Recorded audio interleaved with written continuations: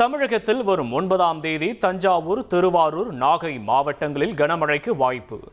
மயிலாடுதுறை, ராமநாதபுரம், புதுக்கோட்டையிலும் கனமழை பெய்ய வாய்ப்பு இருப்பதாக வானிலை ஆய்வு மையம் தெரிவித்துள்ளது. ஆபரண தங்கம் விலை சவரனுக்கு 640 ரூபாய் உயர்ந்துள்ளது. சென்னையில் ஒரு சவரன் தங்கம் 1,1440 ரூபாய்க்கு விற்பனை செய்யப்படுகிறது. வெள்ளி விலை ஒரே நாளில் கிலோவுக்கு 8,000 ரூபாய் உயர்ந்துள்ளது. 1 கிலோ வெள்ளி 2,65,000 ரூபாய்க்கு விற்பனை செய்யப்படுகிறது. தமிழகத்தில் 12 நாட்கள் அரையாண்டு விடுமுறை முடிந்து இன்று மீண்டும் பள்ளிகள் திறக்கப்பட்டுள்ளது. மாணவர்களுக்கு 3ஆம் பருவத்திற்கான புத்தகங்கள் வழங்கப்படுகிறது. லேப்டாப் வழங்கும் திட்டத்தை பொறாமையில் இபிஎஸ் விமர்சிப்பதாக அமைச்சர் சிவசங்கர் பதிலடி கொடுத்துள்ளார். 2019ஆம் ஆண்டிலேயே லேப்டாப் திட்டம் நிறுத்தப்பட்டதாகவும் அதிமுக ஆட்சியில் 55,000 லேப்டாப்புகள் வீணடிக்கப்பட்டதாகவும் அவர் குற்றம் சாட்டியுள்ளார். 3,000 ரூபாய் ரொக்க பணத்துடன் கூடிய பொங்கல் பரிசு தொகுப்பிற்காக வீடு வீடாக சென்று டோக்கன் விநியோகம் செய்யப்பட்டு வருகிறது.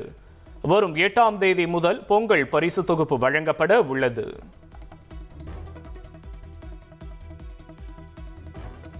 புதுச்சேரியில் பொங்கல் பண்டிகையை முன்னிட்டு குடும்ப அட்டைதாரர்களுக்கு 750 ரூபாய் மதிப்புள்ள பொங்கல் தொகுப்பை முதலமைச்சர் ரெங்கசாமி வழங்கினார். புதுச்சேரியில் குடும்ப அட்டைதாரர்களுக்கு 4 கிலோ பச்சரிசி, 1 கிலோ சமையல் எண்ணெய் உள்ளிட்ட 5 பொருட்கள் அடங்கிய தொகுப்பு வழங்கப்படும் என அறிவிக்கப்பட்டது. இந்நிலையில் திலாஸ்பேட்டையில் உள்ள ரேஷன் கடையில் பொங்கல் தொகுப்பை முதலமைச்சர் ரெங்கசாமி பயனாளிகளுக்கு வழங்கி தொடங்கி வைத்தார். ஆட்சியில் அதிகார பகிர்வு தேவை என்று காங்கிரஸ் எம்பி மாணிக்கம் தாகூர் தெரிவித்துள்ளார். 2026 சட்டமன்ற தேர்தலில் இந்தியா கூட்டணி வெற்றி பெறும், ஆனால் கூட்டணியோடுதான் வெற்றி பெறும் என்றும் அவர் பேட்டியளித்துள்ளார்.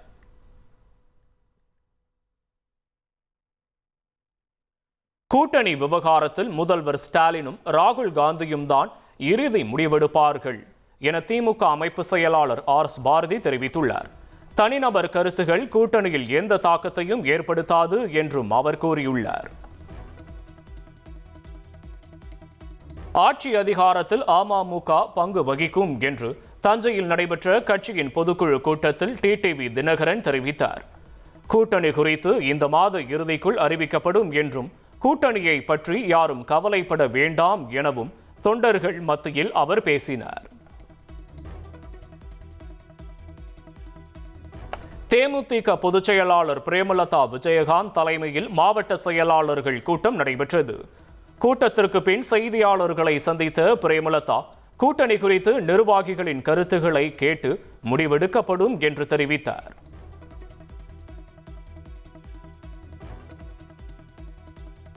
திமுக எம்பி கனிமொழி தனது பிறந்த நாளையொட்டி கருணாநிதி நினைவிடத்தில் மரியாதை செலுத்தினார். சென்னை மெரினா கடற்கரையில் அமைந்துள்ள அண்ணா மற்றும் கருணாநிதி நினைவிடங்களில் திமுக துணை பொதுச் செயலாளரும் நாடாளுமன்ற திமுக குழு தலைவருமான கனிமொழி தனது பிறந்த நாளையொட்டி மலர் தூவி மரியாதை செலுத்தினார். திமுக எம்பி கனிமொழிக்கு மத்திய உள்துறை அமைச்சர் அமித்ஷா மற்றும் தவேக தலைவர் விஜய் பிறந்தநாள் வாழ்த்து தெரிவித்தனர். இருவரும் தொலைபேசி மூலம் தொடர்பு கொண்டு வாழ்த்து தெரிவித்தனர். பழைய ஓய்வூதிய திட்டத்தை முழுமையாக பெற ஜாக்டோ ஜியோ தொடர்ந்து போராடும் என ஜாக்டோ ஜியோ தெரிவித்துள்ளது.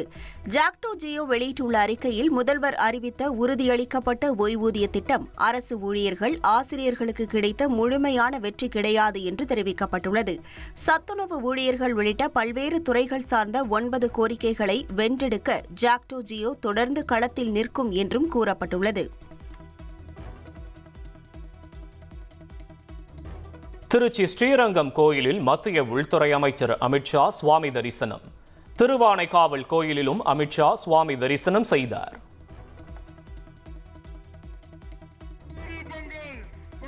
திருச்சியில் நடைபெற்ற பொங்கல் விழாவில் மத்திய உள்துறை அமைச்சர் அமித்ஷா பங்கேற்றார். மத்திய அமைச்சர்கள் பியூஷ் கோயல், எல் முருகன் ஆகியோரும் நிர்வாகிகளுடன் சேர்ந்து பானையில் பொங்கல் வைத்தனர்.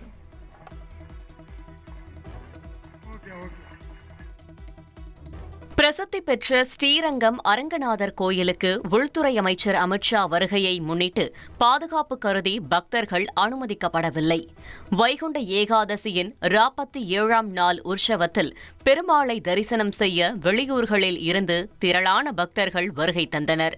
இந்நிலையில் சுவாமி தரிசனம் செய்ய அனுமதிக்கப்படாததால் திண்டுக்கல், சேலம் உள்ளிட்ட மாவட்டங்களில் இருந்து வந்திருந்த பக்தர்கள் ஏமாற்றமடைந்தனர். திண்டுக்கலுக்கு அங்கிட்டு சாணாரப்பட்டில இருந்து வர்றோம். இப்படி நாங்கள் 4 மணி நேரம் டிராவல் பண்ணி விடிய முழிச்சு வந்திருக்கோம். இங்கேயும் வந்து 2 மணி நேரம் இருக்கிறோம். இது நியாயமா? 3 மணிக்கு தான் திறப்பாங்கங்கிறாங்க. நாங்கள் இன்னும் எவ்வளோ நேரம் வெயிட் பண்ணுறது? எங்களுக்கு டைம் ஆயிடுச்சு ஊருக்கு போகிறதுக்கு. பார்த்துட்டு போகலான்னு வந்தால் பார்க்க முடியல சாமியை. திருச்சியில் மத்திய உள்துறை அமைச்சர் அமித்ஷாவுடன் அதிமுக முன்னாள் அமைச்சர் SP வேலுமணி 2வது நாளாக சந்திப்பு. தொகுதி பங்கீடு விவகாரம் தொடர்பாக பேச்சுவார்த்தை நடத்தியதாக தகவல் வெளியாகியுள்ளது.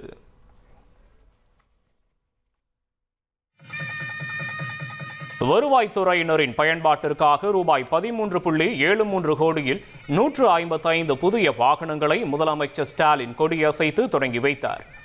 100 தொழிலாளர்களுக்கு மானிய விலையில் ஸ்கூட்டர்கள் வழங்கும் திட்டமும் தொடங்கப்பட்டுள்ளது. திருப்பரங்குன்றம் மலையில் தீபம் ஏற்றுவது தொடர்பான வழக்கில் நாளை தீர்ப்பு. மெட்ராஸ் உயர்நீதிமன்ற மதுரை அமர்வு நீதிபதிகள் ஜெயச்சந்திரன், ராமகிருஷ்ணன் அமர்வு தீர்ப்பு வழங்குகிறது. சென்னையில் கூவம் ஆற்றில் இறங்கி போராட்டத்தில் ஈடுபட்ட தூய்மை பணியாளர்களை போலீசார் கைது செய்தனர். கைது செய்ய முயன்ற போலீசாருக்கும் தூய்மை பணியாளர்களுக்கும் இடையே தள்ளுமுள்ளு ஏற்பட்டதால் பதற்றமான சூழல் நிலவியது.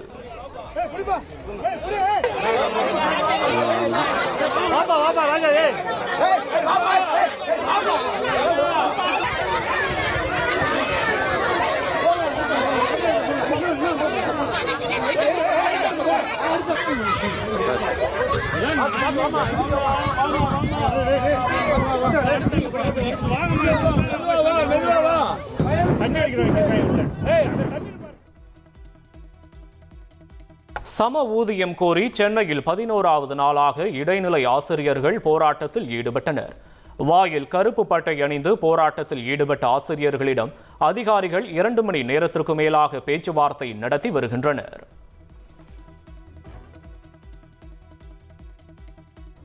சம வேலைக்கு சம ஊதியம் கேட்டு நேற்று 10வது நாளாக சென்னையில் போராட்டத்தில் ஈடுபட்ட இடைநிலை ஆசிரியர்கள் மீது வழக்கு பதிவு.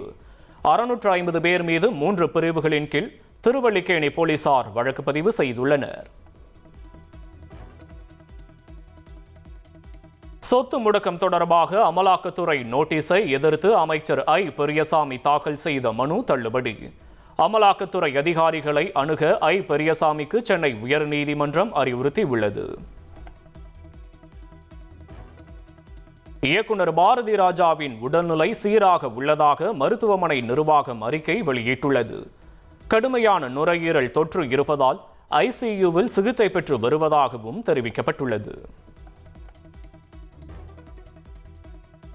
பாரதி ராஜாவின் உடல்நிலை குறித்து அவதூறு பரப்பாதீர்கள் என்று பெப்சி அமைப்பின் தலைவர் RK செல்வமணி வீடியோ மூலம் வேண்டுகோள் விடுத்துள்ளார். மதுரை அவனியாபுரம் ஜல்லிக்கட்டுக்கு முகூர்த்த கால் நட்டபோது அமைச்சர் மூர்த்தியை முற்றுகையிட்டு ஒரு தரப்பினர் வாக்குவாதம். ஜல்லிக்கட்டை கிராம கமிட்டி மூலம் நடத்த வேண்டும் என்று வலியுறுத்தியதால் பரபரப்பு ஏற்பட்டது. நடத்த போற ஜல்லிக்கட்டு கவர்மெண்ட் ஜல்லி, அதில் கிராமத்தையும் நாங்கள் கூப்பிடுறோம். ஒவ்வொரு வட்டமும் உங்களுக்கு எல்லாரும் வாங்கணும்னு சொல்லி தான் சொல்கிறோம். நீங்கள் 2 பிரிவாக இருந்துக்கிறீங்க.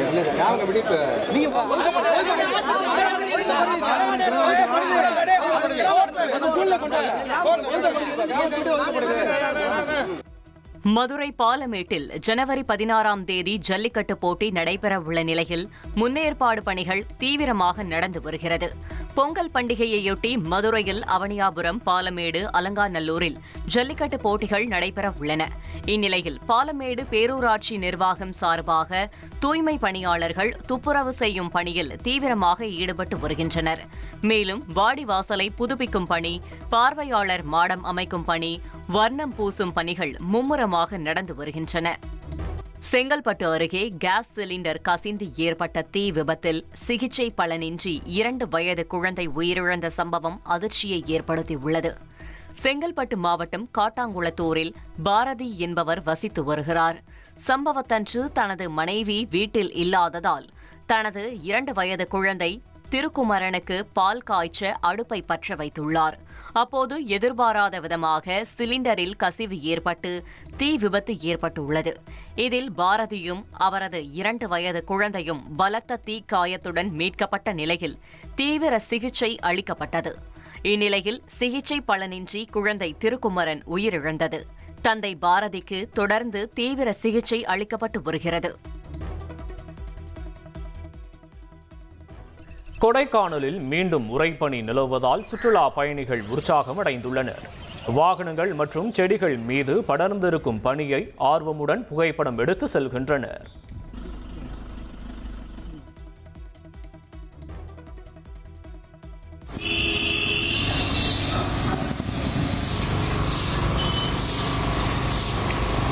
சென்னை மாநகராட்சிக்கு உட்பட்ட பேருந்து நிறுத்தங்களில் மாஸ் கிளீனிங் நடைபெற்றது.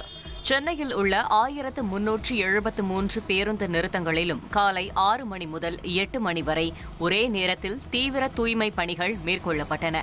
பேருந்து நிறுத்தத்தில் ஒட்டப்பட்டு இருந்த ஸ்டிக்கர்களை அகற்றியதோடு கிருமி நாசினி தெளித்து தூசிகளை அகற்றி மாநகராட்சி ஊழியர்கள் தூய்மைப்படுத்தினர்.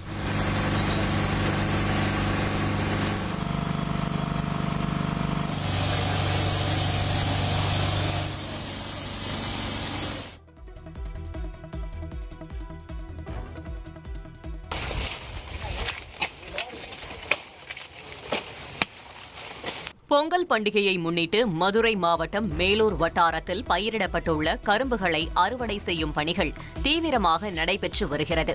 இன்னும் சில தினங்களில் பொங்கல் பண்டிகை கொண்டாடப்பட உள்ள நிலையில் இங்கு அறுவடை செய்யும் கரும்புகள் உள்ளூர் மட்டுமின்றி வெளியூர்களுக்கும் அனுப்பப்படுகிறது.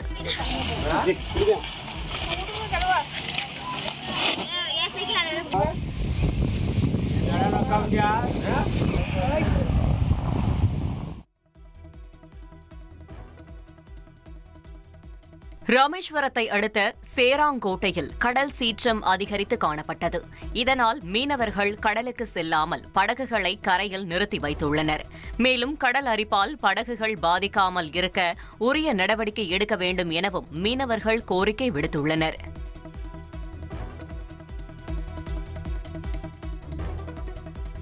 தலைநகர் டெல்லியில் தொடரும் கடும் பனிமூட்டம். பல்வேறு விமானங்களின் சேவை பாதிக்கப்பட்டுள்ளதால் பயணிகள் கடும் அவதியடைந்துள்ளனர்.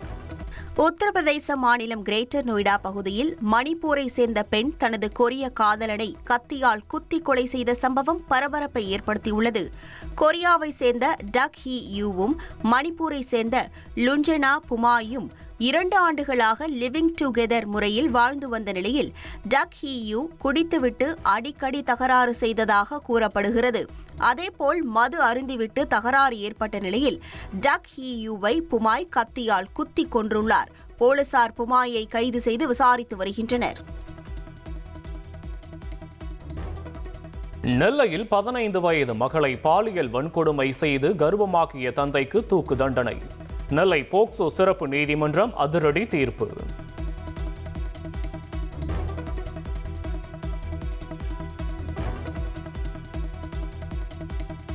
கொல்கத்தா அணியிலிருந்து வங்கதேச வீரர் முஸ்தபிசுர் ரஹ்மான் நீக்கப்பட்ட விவகாரம்.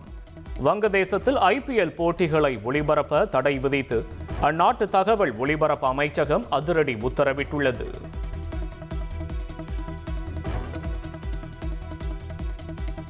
ரஷ்யாவுடன் வர்த்தகத்தை தொடர்ந்தால் இந்தியா மீது கூடுதல் வரி விதிக்கப்படும் என்று அமெரிக்க அதிபர் ட்ரம்ப் எச்சரிக்கை விடுத்துள்ளார். நான் மகிழ்ச்சியாக இல்லை என்பது பிரதமர் மோடிக்கு தெரியும் என்றும் அவர் கூறியுள்ளார்.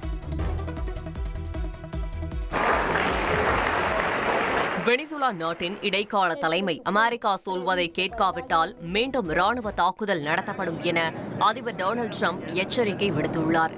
வெனிசுலா அதிபர் நிக்கோலஸ் மதுரோ மற்றும் அவரது மனைவியை அமெரிக்க ராணுவம் கைது செய்து நாடு கடத்திய நிலையில் வெனிசுலாவின் இடைக்கால அதிபராக டெல்சி ரோட்ரிக்ஸ் நியமிக்கப்பட்டுள்ளார்.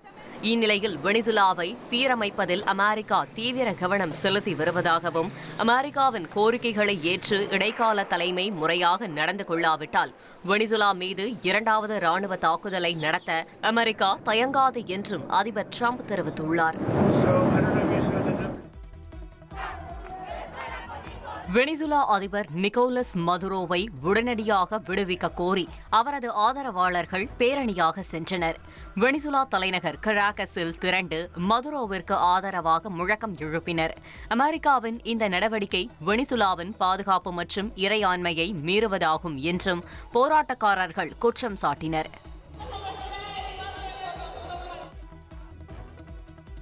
வெனிசுலா அதிபர் மதுரோ சிறைப்பிடிக்கப்பட்ட நிலையில் அந்நாட்டை அமெரிக்கா நிர்வகிக்கும் என அதிபர் டொனால்டு ட்ரம்ப் தெரிவித்துள்ளார். புளோரிடாவிலிருந்து வாஷிங்டனுக்கு ஏர்ஃபோர்ஸ் 1 விமானத்தில் பயணம் செய்தபோது செய்தியாளர்களிடம் பேசிய ட்ரம்பிடம் வெனிசுலா மீதான தாக்குதல் எண்ணெய் வளத்தை பற்றியதா அல்லது ஆட்சி மாற்றத்தை பற்றியதா என செய்தியாளர்கள் கேள்வி எழுப்பினர். இதற்கு பதில் அளித்த ட்ரம்ப் இந்த நடவடிக்கை அமைதியை நிலைநாட்டும் முயற்சி என்றும் பூமியில் அமைதி மட்டுமே நிலவ வேண்டும் என்றும் தெரிவித்தார். அமெரிக்க வெளியுறவு கொள்கையான மன்றோ கோட்பாட்டை முந்தைய அமெரிக்க அதிபர்கள் கண்டுகொள்ள இருந்ததாகவும் அவ்வாறு இருக்க தான் விரும்பவில்லை என்றும் ட்ரம்ப் தெரிவித்தார். மதுரோவின் பிடியிலிருந்து மீட்கப்பட்டுள்ள வெனிசுலாவை அமெரிக்கா நிர்வகிக்கும் என்றும் அதற்கான பொறுப்பில் தாங்கள் ஈடுபட்டுள்ளதாகவும் ட்ரம்ப் குறிப்பிட்டார். வெனிசுலாவை அமெரிக்கா நேரடியாக நிர்வகிக்கும் என அதிபர் ட்ரம்ப் கூறி வந்த நிலையில் அதுபோன்ற நிலைப்பாடு எதுவும் இல்லை என அந்நாட்டின் வெளியுறவுத்துறை அமைச்சர் மார்கோ ரூபியோ தெரிவித்துள்ளார். வெனிசுலா அதிபர் நிக்கோலஸ் மதுரோ கைது செய்யப்பட்டுள்ள நிலையில் வெனிசுலாவை அமெரிக்காவை நேரடியாக நிர்வாகம் செய்யும் என்று அதிபர் ட்ரம்ப் கூறியிருந்தார். இதுகுறித்து கருத்து தெரிவித்துள்ள அமெரிக்க வெளியுறவு அமைச்சர் மார்கோ ரூபியோ அதுபோன்ற நிலைப்பாடு எதுவும் இல்லை என்றும் போதைப் பொருள் கடத்தலை நிறுத்துவதற்கும் வெனிசுலாவில் எண்ணெய் வள கட்டமைப்புகளை மேம்படுத்துவதிலும் அமெரிக்கா கவனம் செலுத்தி வருவதாகவும் குறிப்பிட்டுள்ளார். வெனிசுலா அதிபர் மதுரோ கைது செய்யப்பட்டதை கண்டித்து சென்னையில் ஆர்ப்பாட்டம். அமெரிக்க தூதரகம் அருகே ஆர்ப்பாட்டத்தில் ஈடுபட்ட மார்க்சிஸ்ட் கம்யூனிஸ்ட் கட்சியினரை போலீசார் கைது செய்தனர். ஆஷஸ் டெஸ்ட் கடைசி போட்டியின் முதல் இன்னிங்ஸில் இங்கிலாந்து 384 ரன்கள் குவித்தது. தொடர்ந்து களமிறங்கிய ஆஸ்திரேலியா அதிரடியாக விளையாடி இரண்டாவது நாள் முடிவில் 2 விக்கெட் இழப்பிற்கு 166 ரன்கள் எடுத்துள்ளது. மிகுந்த எதிர்பார்ப்புக்கு மத்தியில ரிலீஸ் ஆக போற ஜனநாயகன் படத்துக்கு இன்றைக்கு சென்சார் சான்றிதழ் வழங்கப்படலாம்னு தகவல் வெளியாகியிருக்கு. ஹெச் வினோத் இயக்கத்துல விஜயோட கடைசி படமான ஜனநாயகன் படத்தோட ட்ரெய்லர் சமீபத்துல வெளியாகி ட்ரெண்ட் ஆகிட்டு வருது. வர 9ஆம் தேதி ஜனநாயகன் படம் ரிலீஸ் ஆக போற நிலையில தணிக்கை குழு இன்னைக்கு சென்சார் சான்றிதழ் வழங்கும்னு சொல்லப்படுது. சென்சார் சான்று கிடைச்ச பிறகு தமிழகம் முழுவதும் டிக்கெட் முன்பதிவு பணிகள் மும்முரமா தொடங்க இருப்பதா தகவல் வெளியாகியிருக்கு. ரன்வீர் சிங் நடிக்க உள்ள புதிய படத்தில் ஜோடியாக கல்யாணி பிரியதர்ஷன் கமிட் ஆகி இருக்காங்க. நடிகர் ரன்வீர் சிங் நடிப்பில் வெளியான துரந்தர் படம் 1000 கோடி வசூலை தாண்டி மாபெரும் வெற்றி பெற்றிருக்கு. இந்த வெற்றியால டான் 3 படத்திலிருந்து விலகிய ரன்வீர் தன்னோட அடுத்த படங்களின் வரிசையினை மாற்றியமைச்சிருக்காரு. இதனால துரந்தர் படத்திற்கு அடுத்ததாக ஜெய் மேத்தா இயக்க உள்ள பிரளய் படத்துல நடிக்க இருக்காரு. இது ஜாம்பி கதைக்களத்தை பின்னணியாக கொண்டு பெரும் பொருட்செலவில் உருவாகும் ஆக்ஷன் படம்னு சொல்லப்படுது. இந்த படத்தின் நாயகியாக கல்யாணி பிரியதர்ஷன் ஒப்பந்தம் செய்யப்பட்டு இருக்காங்க. லோகா படத்தின் வெற்றியை தொடர்ந்து அவருக்கும் இந்த வாய்ப்பு கிடைச்சிருக்கு. ஏப்ரல் மாதத்தில் இந்த படத்தோட படப்பிடிப்பு தொடங்க இருப்பதாகவும் தகவல் வெளியாகி இருக்கு. அமெரிக்காவில் நடந்த ஐஸ் ஹாக்கி போட்டியின் போது ரசிகர்கள் மைதானத்தில் டெடி பேர் பொம்மைகளை வீசி உற்சாகமடைந்தனர். அமெரிக்காவின் பென்சில்வேனியா மாகாணம் ஹெர்ஷையில் உள்ள மைதானத்தில் ஐஸ் ஹாக்கி லீக் போட்டி நடைபெற்றது. இதில் முதல் கோல் அடித்தவுடன் ரசிகர்கள் டெடி பேர் பொம்மைகளை மைதானத்தில் வீசுவது பாரம்பரிய நிகழ்வாகும். இதன் மூலம் திரட்டப்படும் நிதி உள்ளூர் தொண்டு நிறுவனங்களுக்கு நன்கொடையாக வழங்கப்படும். அந்த வகையில் ஹெர்ஷே பியர்ஸ் அணிக்காக விளையாடிய லூயி ஃபெல்பிட்டியா என்ற வீரர் முதல் கோல் அடித்தவுடன் மைதானத்தில் ரசிகர்கள் டெடி பேர் பொம்மைகளை வீசினர். இந்த ஆண்டு 81,796 பொம்மைகள் சேகரிக்கப்பட்டதாகவும், எனினும் கடந்த ஆண்டு சாதனையை முறியடிக்க முடியவில்லை என்றும் போட்டி அமைப்பாளர்கள் கூறினர்.